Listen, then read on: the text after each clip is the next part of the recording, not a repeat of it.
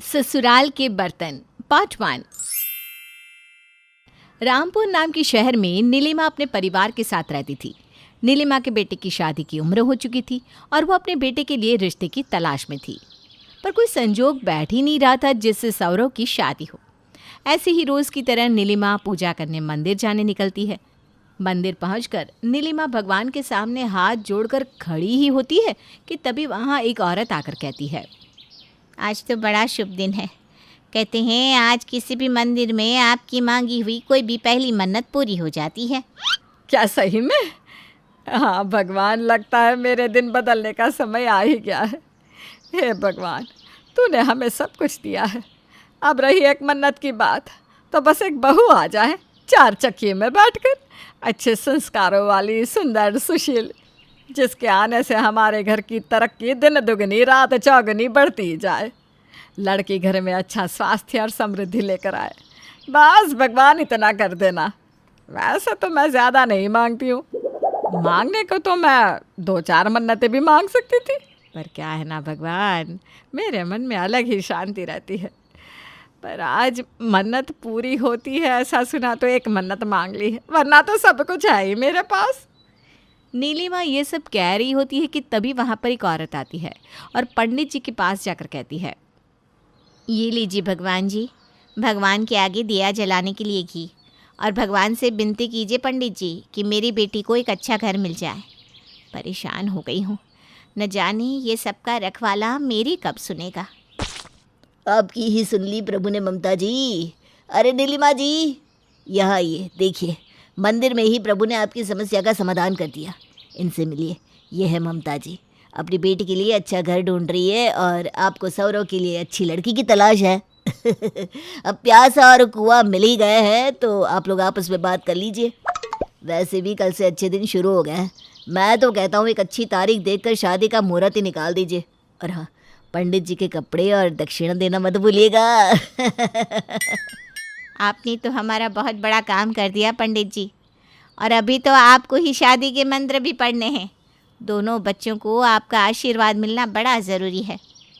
दोनों परिवार में आपस में बात हो जाती है और सौरव से शादी करके स्नेहा अपने ससुराल आ जाती है, इस बात से बेखबर कि उसके ससुराल वाले कितने आलसी हैं।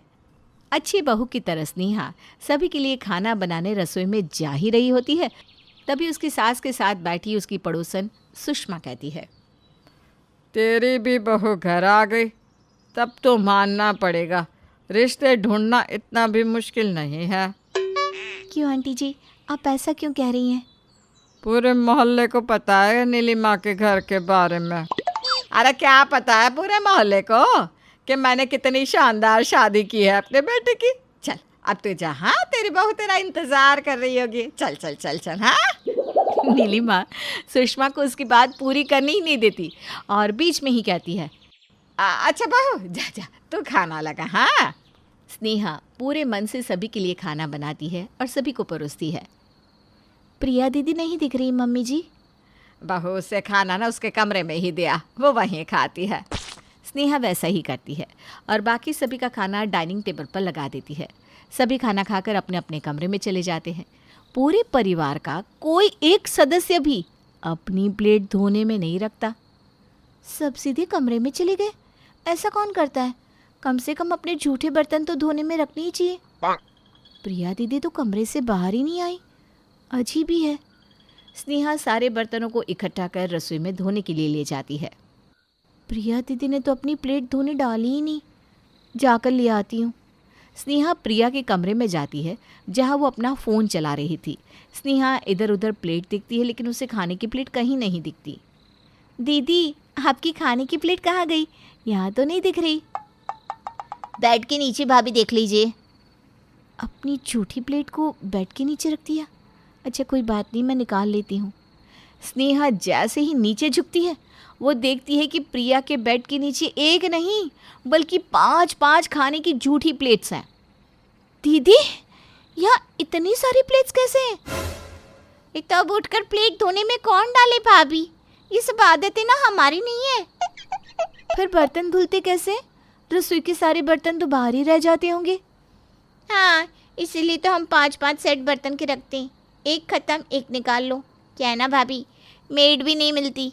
एक हफ्ते में कोई एक हाथ में आती है और अगले दिन गायब हो जाती है। वैसे शाम की चाय के वक्त हम बहुत बार ना छत पर भी कप छोड़ आते हैं। अगर आप बर्तन धो ही रही हैं तो एक बार छत पर भी जाकर देख लीजिएगा। हाँ, ये सुनकर स्नेहा के तो होश ही उड़ जाते हैं। स्नेहा पूरे घर के कोने कोने से बर्तन निकाल कर रसोई में जमा करती है। लगता है पूरे मोहल्ले के बर्तन जमा हो गए। इन लोगों को घिन भी नहीं आती। पता नहीं कैसे कितने दिनों से बर्तन इधर उधर पड़े होंगे। इनमें मक्खियाँ भी भिन भिना रही हैं। उसी वक्त इत्तेफाक से सुषमा अपनी रसोई में पानी पीने आती है और अपनी खिड़की से स्नेहा को इतनी रात को काम करता देख लेती है। ये लोग कभी नहीं सुधरेंगे, कभी नहीं। किसी तरह रो धोकर स्नेहा बर्तन साफ करने के लिए बैठती है। बर्तन धोते धोते सुबह के 4 बज जाते हैं। हाय रे, मेरी कमर। थकी हारी स्नेहा सुबह के 4 बजे सोने जाती है और 6 बजे अलार्म के साथ उसे उठना पड़ता है। स्नेहा, चाय दो ना। स्नेहा फ़ौरन रसोई में जाकर अपने पति के साथ साथ सभी के लिए चाय बनाती है और सभी को चाय देते हुए अपने पति को भी बेड पर पीने के लिए चाय का कप देती है। सौरव चाय पीकर बेड के बगल के ड्रॉअर के ऊपर ही कप रख देता है और बाथरूम में चला जाता है। स्नेहा उस कप को लेकर जैसे ही हॉल में जाती है तो देखती है कि हॉल की खिड़कियों पर एक लाइन से ग्लास रखे हुए हैं। अभी रात को ही तो मैं सारे बर्तन धोकर गई थी, फिर से यहाँ इतनी लंबी लाइन ग्लास की कैसे लग गई। तभी वो देखती है कि उसके ससुर जी फिर से रसोई से एक नया कप लाकर उसमें चाय पी रहे हैं। अभी तो ससुर जी को मैंने दूसरे कप में चाय दी थी, फिर ये चाय पीने के लिए उन्होंने 2 ही मिनट पे नया कप ले लिया। ऐसे तो बर्तन धोते धोते मैं पागल हो जाऊंगी।